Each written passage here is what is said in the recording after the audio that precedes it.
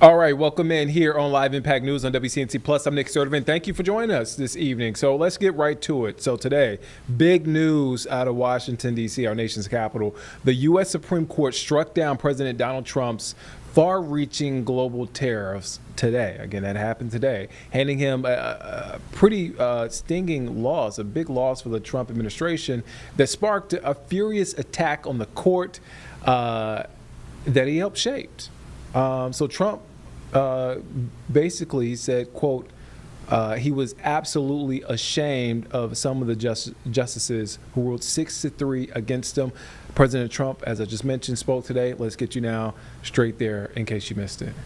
Here, the Supreme Court's ruling on tariffs is deeply disappointing, and I'm ashamed of certain members of the court, absolutely ashamed, for not having the courage to do what's right for our country.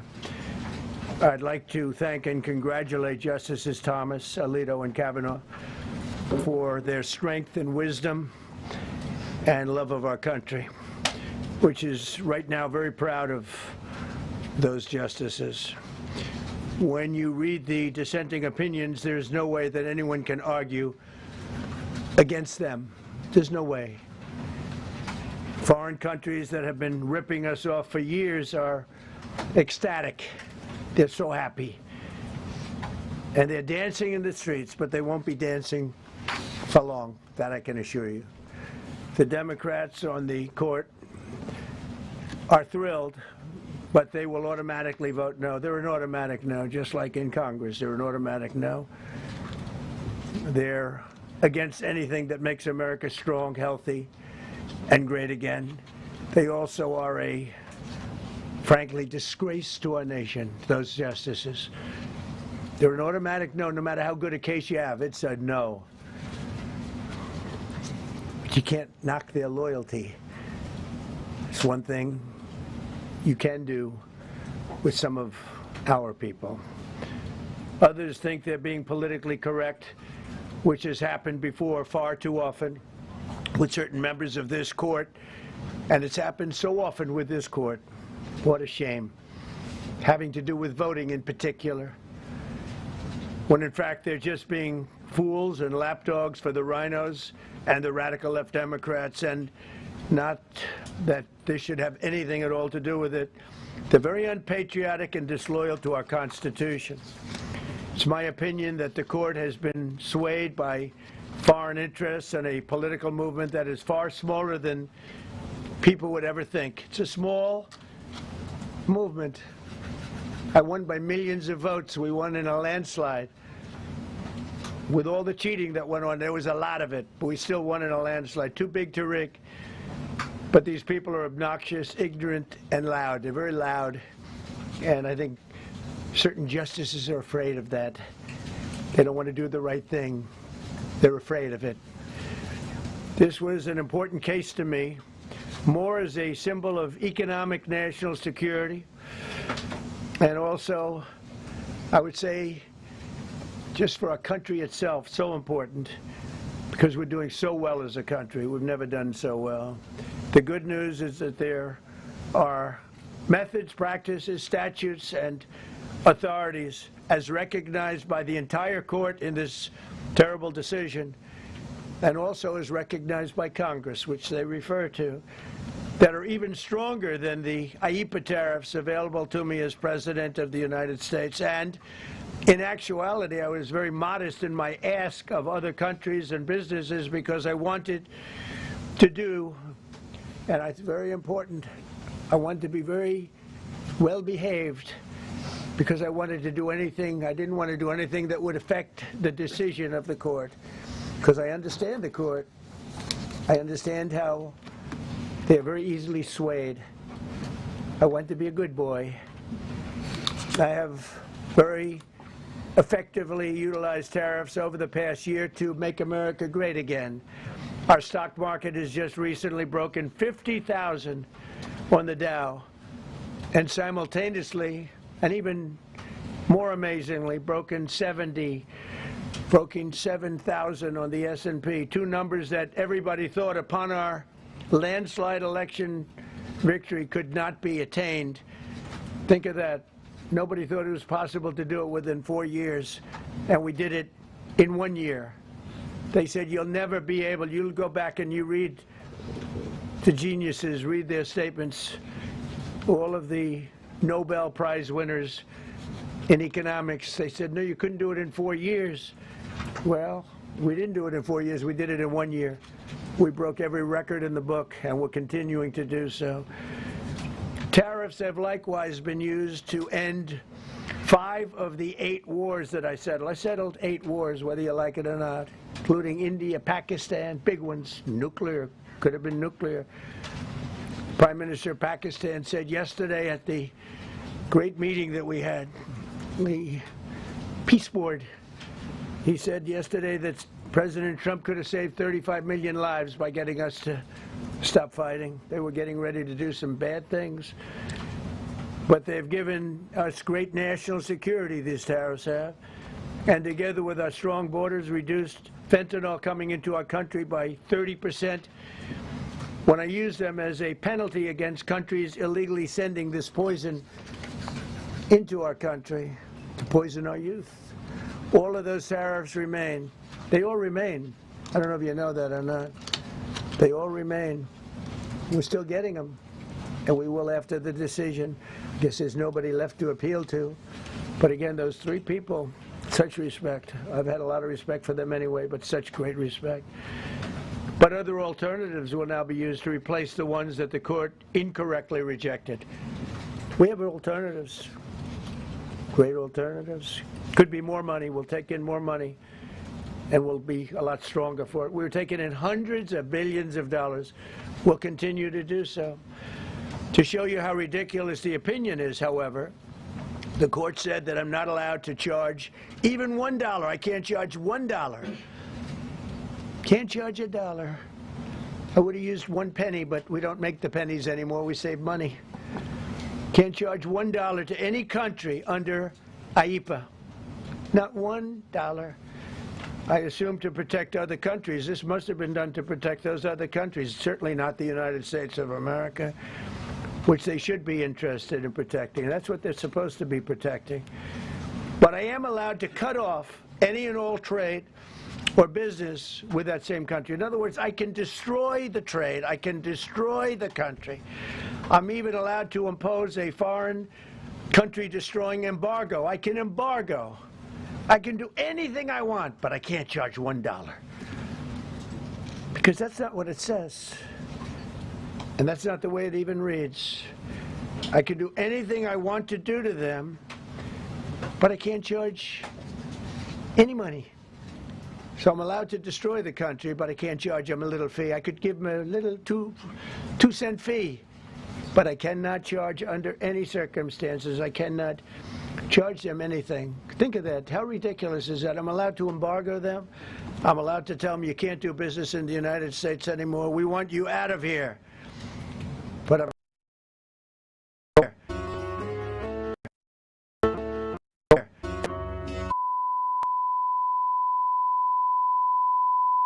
way 100%, but now I'll go the way I could have gone originally, which is even stronger than our original choice.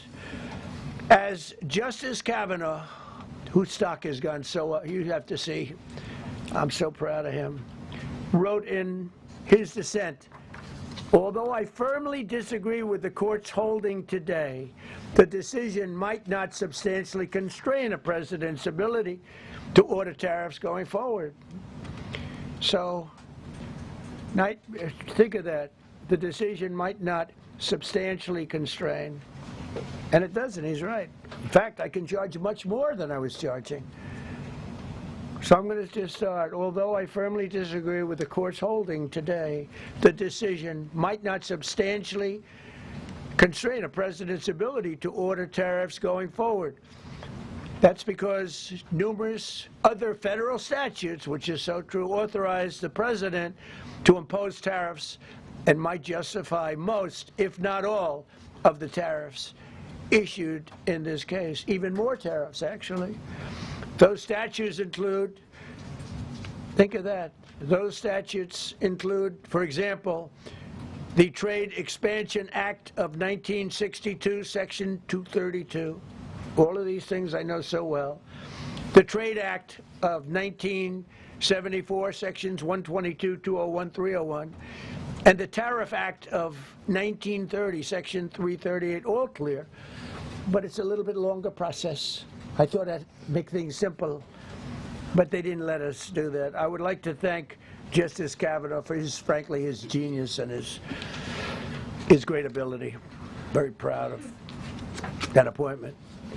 In actuality, while I am sure that they did not mean to do so, the Supreme Court's decision today made a president's ability to both regulate trade and impose tariffs more powerful and more crystal clear rather than less. I don't think they meant that. I'm sure they didn't.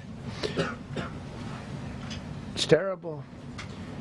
And to think that the Democrats who oppose this only because they want to go the opposite way, they'd like to pack the court. They want to put on 21 people. They want to pack the court, pack the Supreme Court. Maybe they should do it.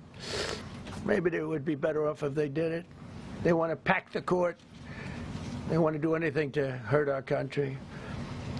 There will no longer be any doubt, and the income coming in and the protection of our companies and country will actually increase because of this decision. I don't think the court meant that, but it's the way it is. Based on long-standing law and hundreds of victories, and even, as I was pointed out before, even thousands of victories over the years, to the contrary, the Supreme Court did not overrule tariffs. They merely overruled a particular use of IEEPA tariffs. And essentially, it's used to get a fee.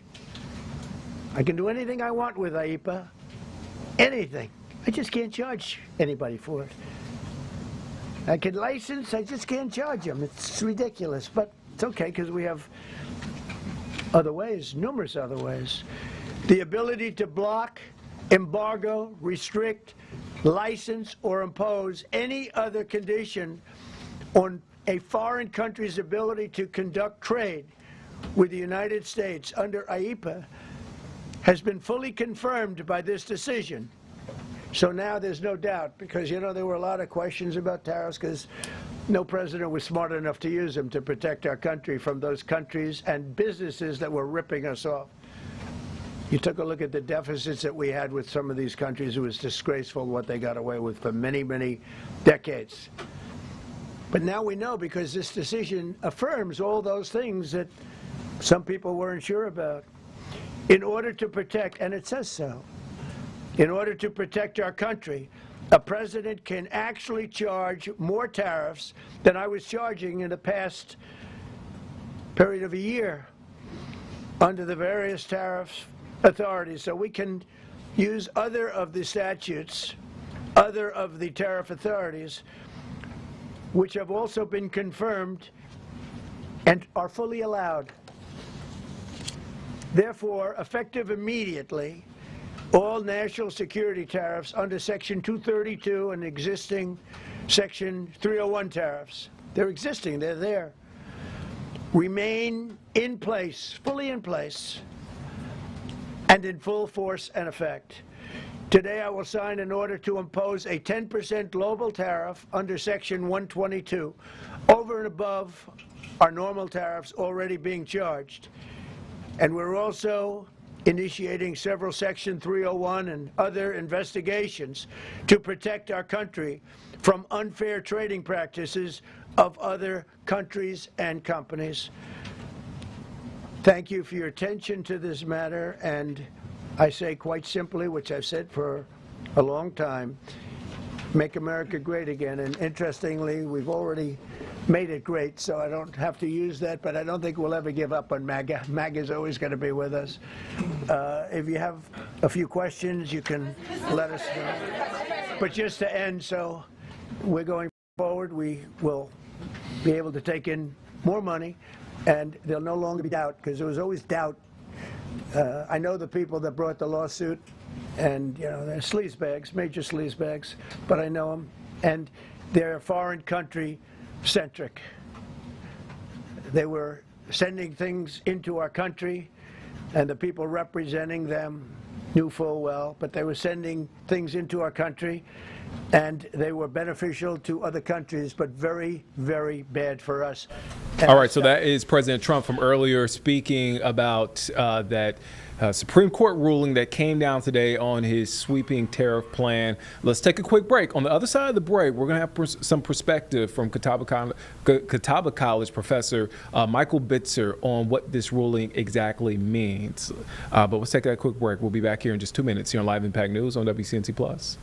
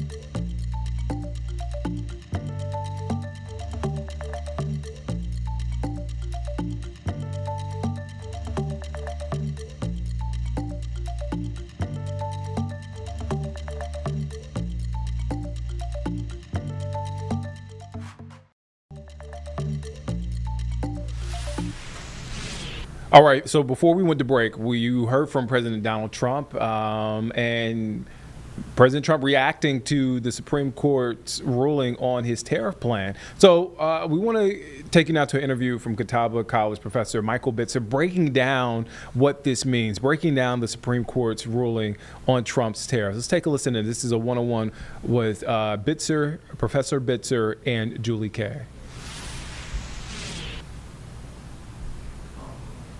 Dr. Bitzer, thank you so much for joining us again.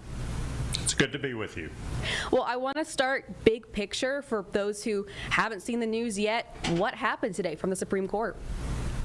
Supreme Court issued what is a pretty monumental case in regards to the separation of powers concept within our federal government, basically saying the president cannot, by using a particular law, simply make tariffs on his own. He does not have that power. That power lies with Congress. Now, there is some wiggle room because there are some other laws that the president can utilize potentially that they acknowledge, but for the most part, what Trump has done in terms of all of these tariffs that he has imposed, taken off, reimposed, those are congressional powers. Those are powers that belong to Congress.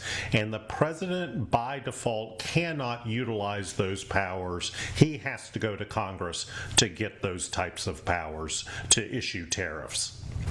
And I think that's an incredibly important distinction you made, that this is a specific act that he used to impose some of these tariffs, but that doesn't mean there's an end to presidential tariffs here. Right, and I think what we'll see is probably the next bite at the apple for the Trump administration to start to impose tariffs. You know, the president is very keen on utilizing tariffs to get what he wants, and he is somebody who is kind of out of the norm of American presidents in recent modern time to really utilize tariffs against other countries for what he sees as slights or wrongs that the other countries may have imposed on the United States. He simply slaps tariffs on them. That is not a power that the president has per the U.S. Supreme Court at this time. Now, I know we're expecting President Trump to speak soon.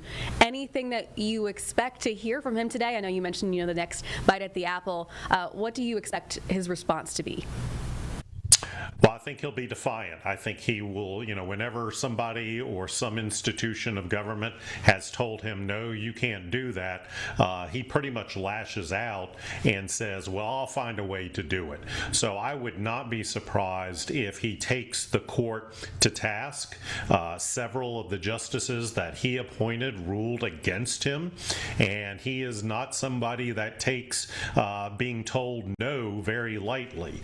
So I think what he will do is say, I'm going to find my way to do this. I'm going to take what they say and really study it, but then try and use some of the language that they wrote to be able to go about imposing these tariffs.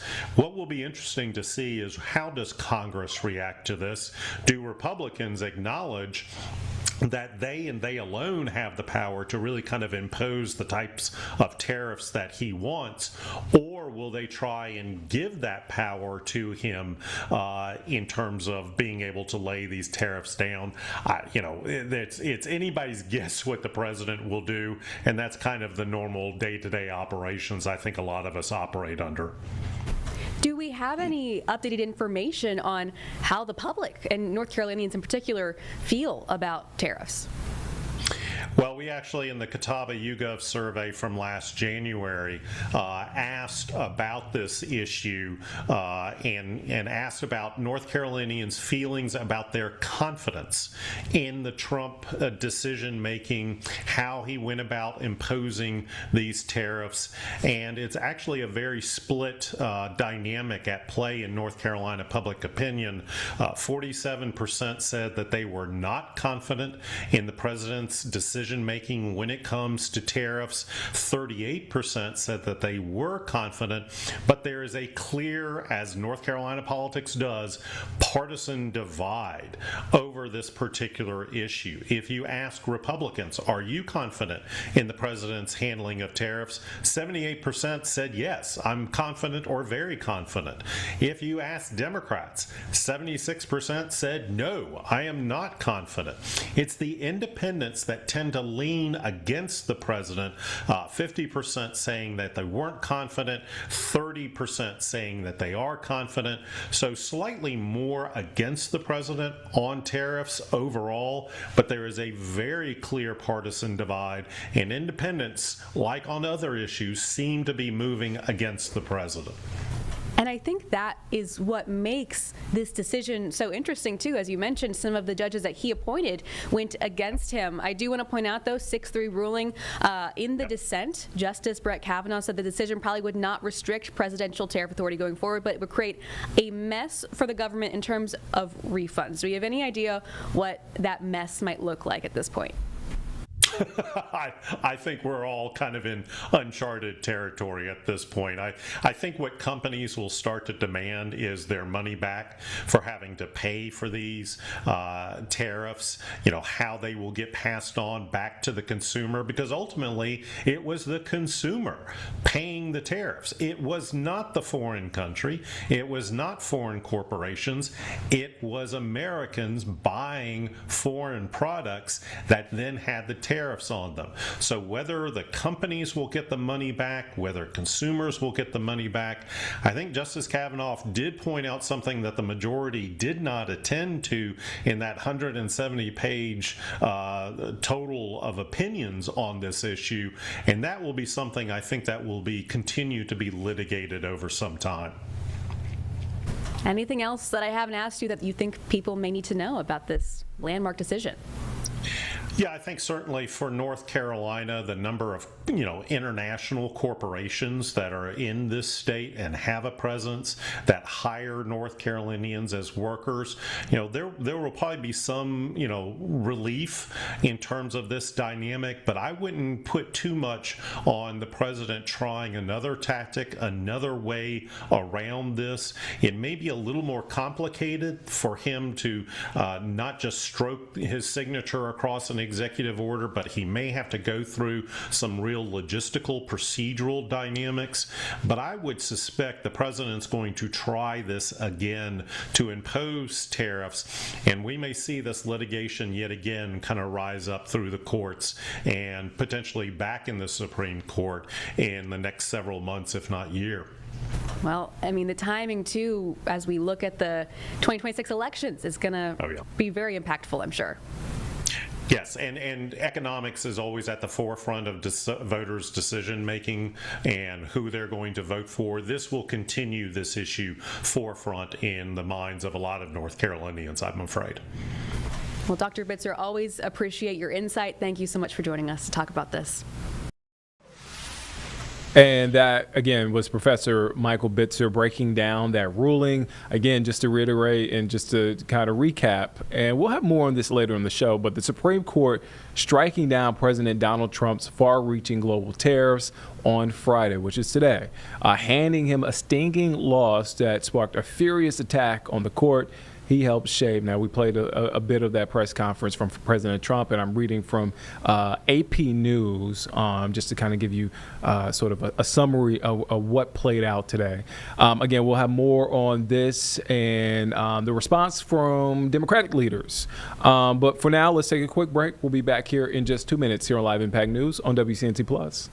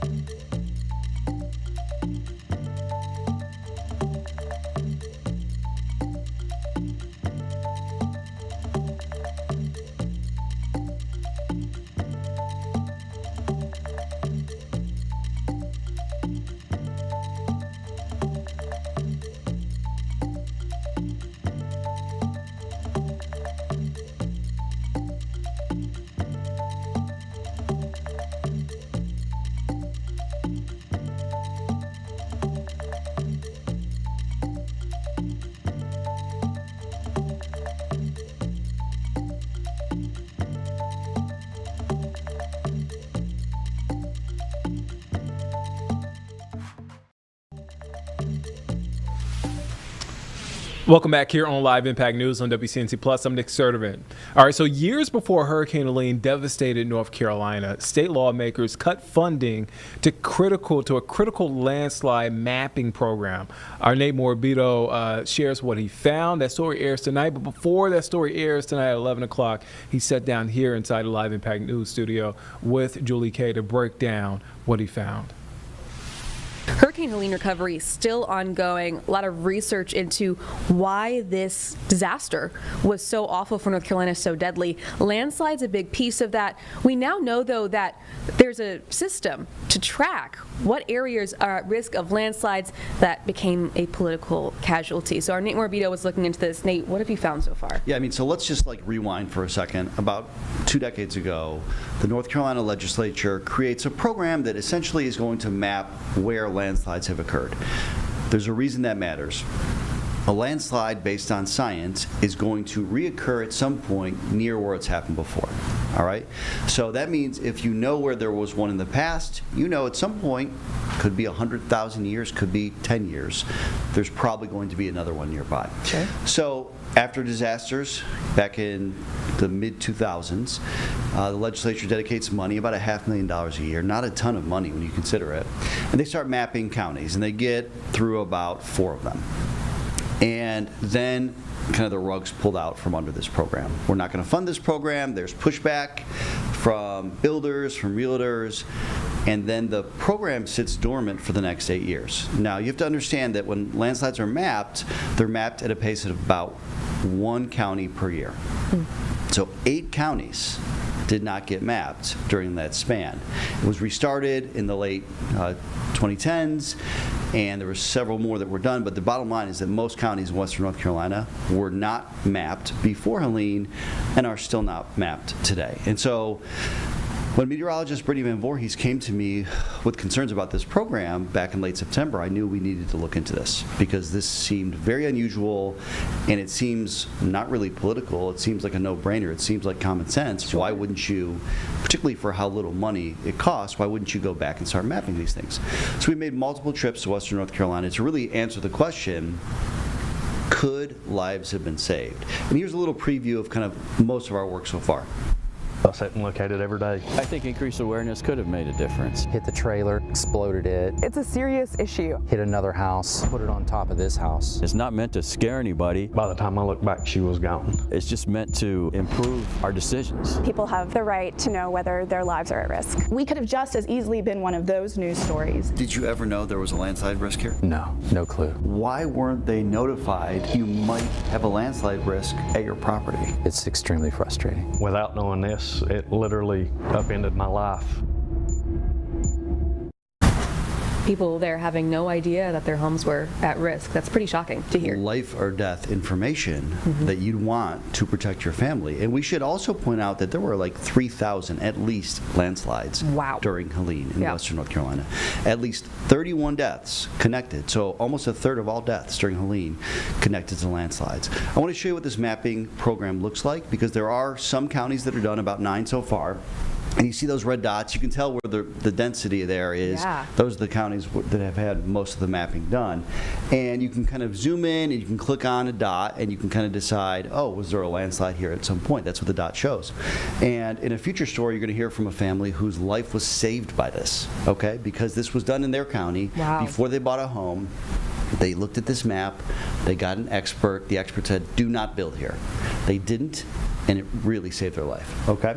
But you can see, look at all that open space there. There's so many counties in western North Carolina where even today, it's not been mapped. Now, there's also a layer here on this mapping program where you can look at landslide susceptibility.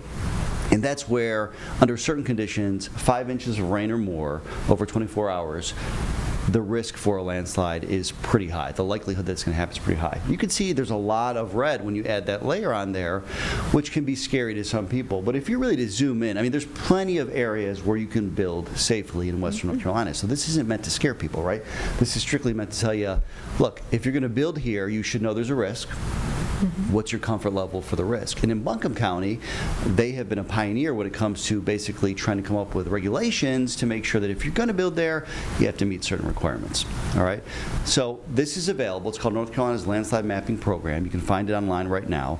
The real problem is that there's so many counties that are still unmapped. Sure. We interviewed a former state representative earlier today who was really critical in bringing this program back, but was also there when it was frozen. And we have hindsight now, we have pictures, we know what the devastation was. And we now have a program director that's trying to get more money, too, to help finish the mapping. We have better technology to better educate the public, because that's something that we found is a real issue as well. The probably hardest interview we've done for this is with a man named Jamie Gwynn. He's in Avery County. There's a little town in Avery County called Minneapolis.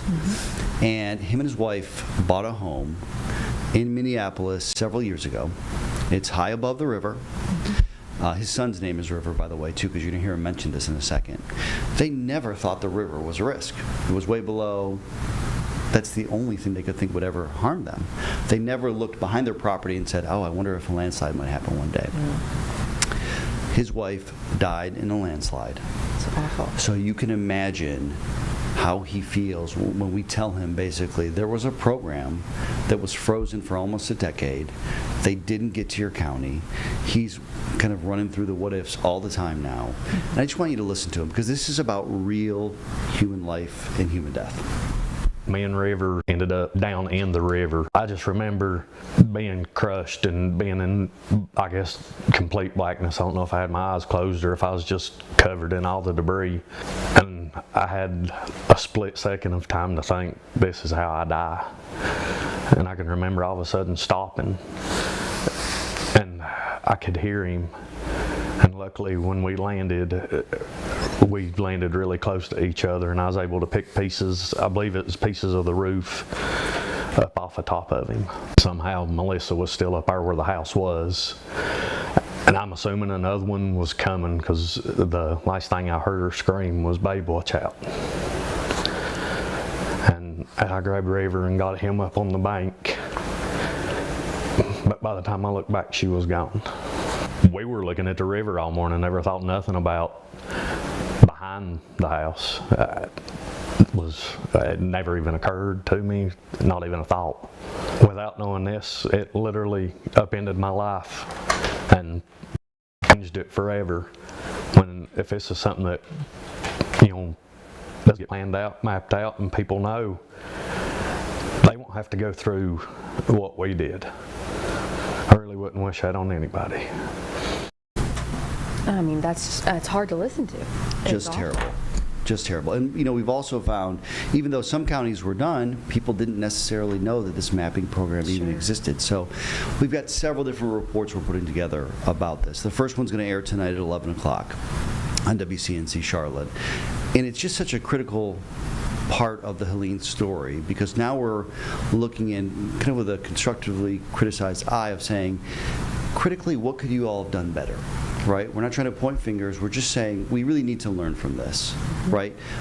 Should we maybe be fast-tracking this so that the next time there's heavy rain, the risk, at least people know about the risk. You don't want to be blindsided by something.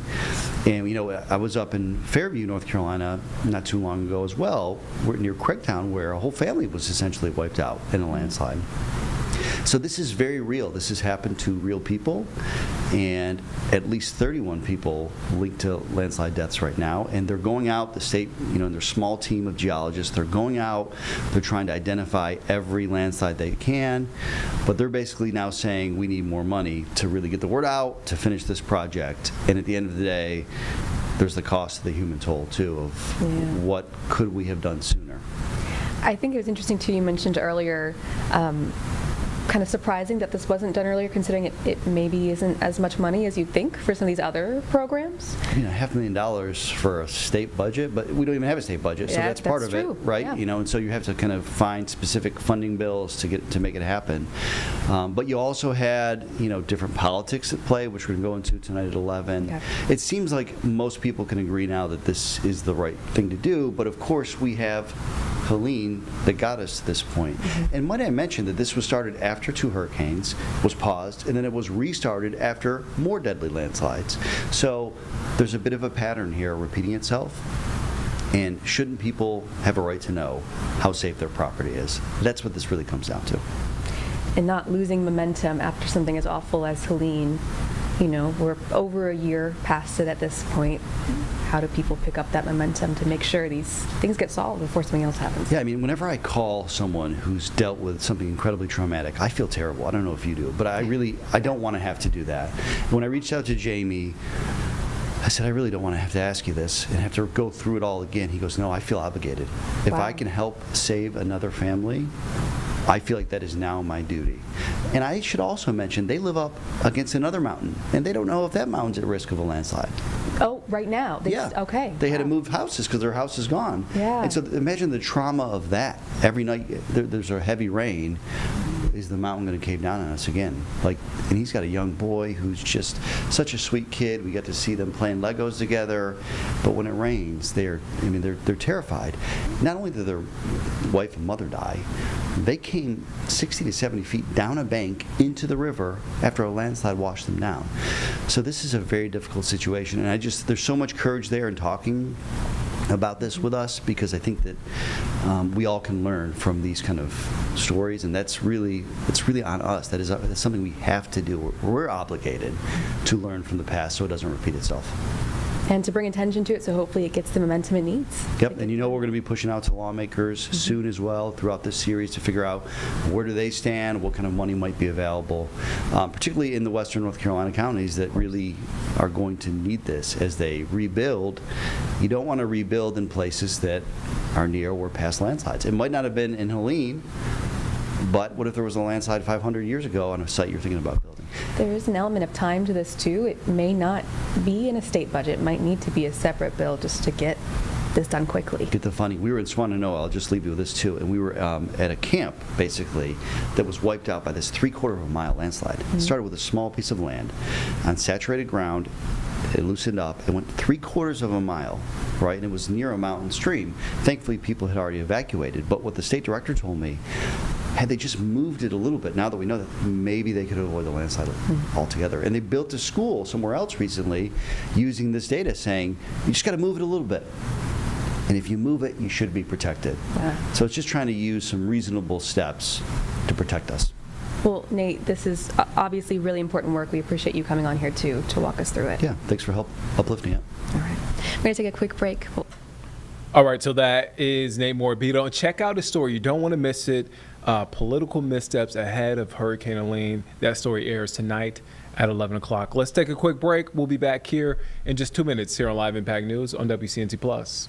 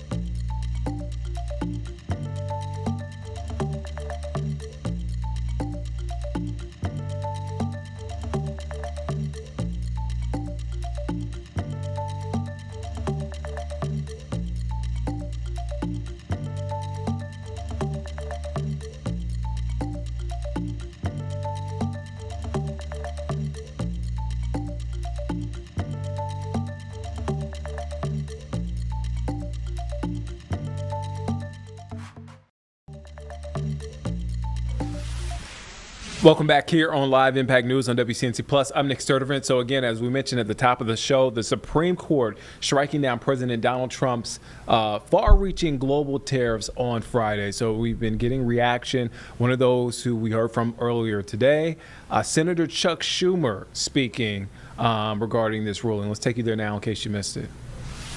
Ronnie.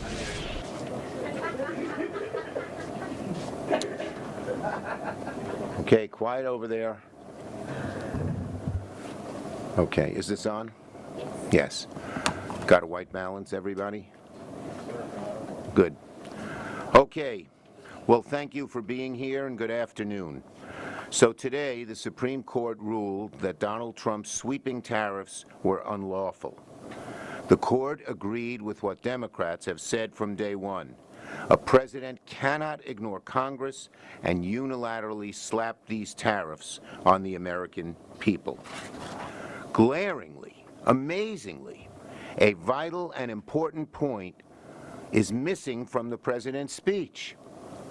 That his tariffs have dramatically increased costs on American families.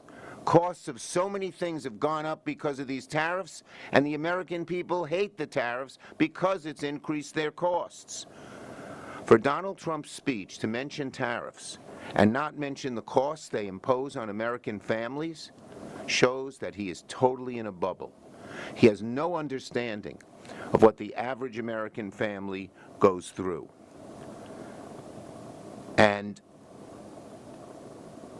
what is he doing? After the court gave the American people a few hours of relief, he's doubling down and reimposing those costs on them again in a different way, but a way that will hurt just as much. He is imposing new tariffs. They will still raise people's costs, and they will hurt the American people as much as his old costs did.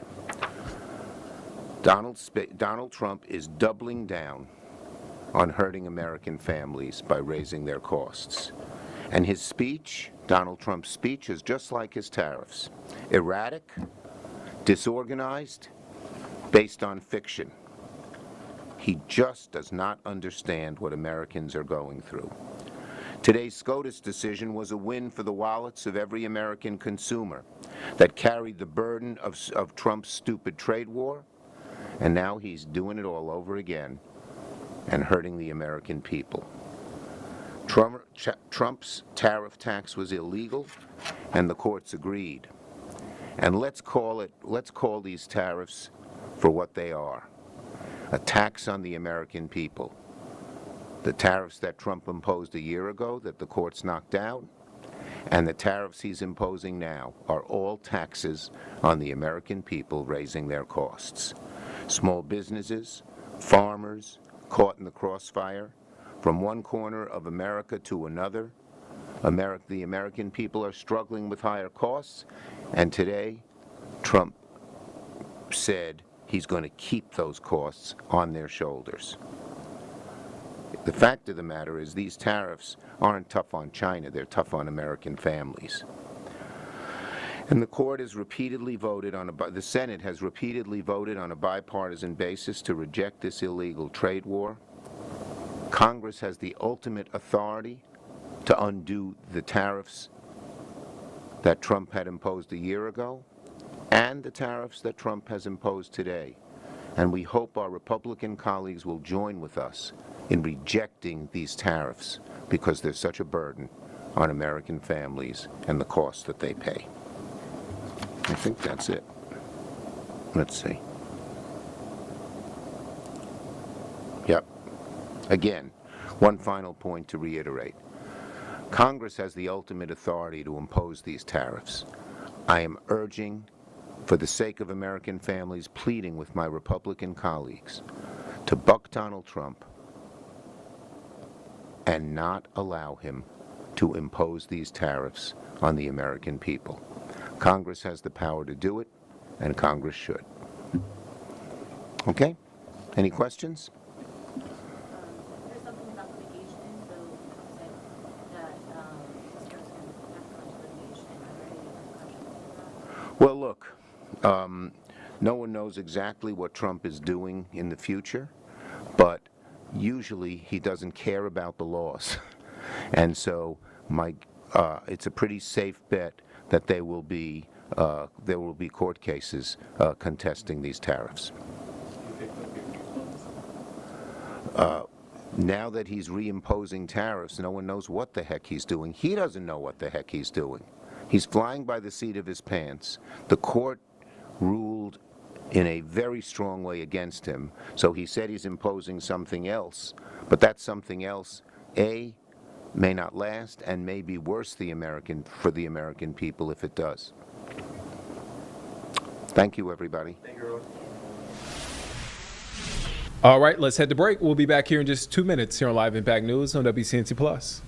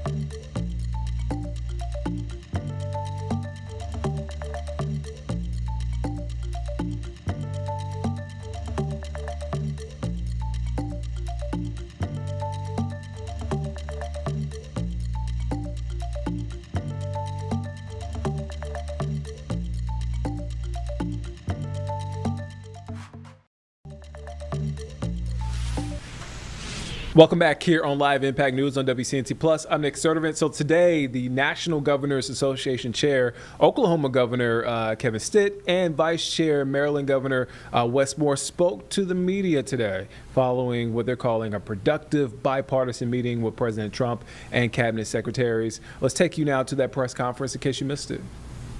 We just got back from the White House representing the nation's governors. So on behalf of Wes Moore and myself, I think it's really, really important imagery that we stand together as governors of our states and represent all of America, and just reminding people that there's really more that brings us together and unites us than that divides us. And we had a great meeting with the president, all of his cabinet secretaries. I think we had 12 Republican governors, 10 Democrat governors that participated. Got some time with the president to ask some questions, and also all of his cabinet secretaries were there, and yeah, it was overall a really productive meeting and a great show of, hey, here's how the governors can come before the president and bring up issues that affect all of us. And this organization is really, really important. It was started by Teddy Roosevelt in 1908, and when he was president, and he was also thinking about his time as governor of New York and how important it was to have governors at a seat at the table and have both sides of the aisle come together and help him lead and think about issues that affect all of us across the country. So let me turn it over to our vice chair, and then we can open up for some Q&A. Great, thanks so much. Good afternoon, everybody. It was a productive meeting at the White House, and I think it was a chance for us to be able to share our thoughts and our perspectives and our ideas with the cabinet secretaries and the agency heads and with the president himself. You know, we had a chance to talk about the things that matter to the people of our states. You know, we had a chance to speak with cabinet secretaries about energy prices and how we have to have a singular focus to bring energy prices down. That we had a chance to speak with the transportation secretary about transportation issues. In the case of Maryland, it was the American Legion Bridge and the Francis Scott Key Bridge. to make sure that we have full partners inside of that work. And it was a chance to be able to express ideas and speak truth to power.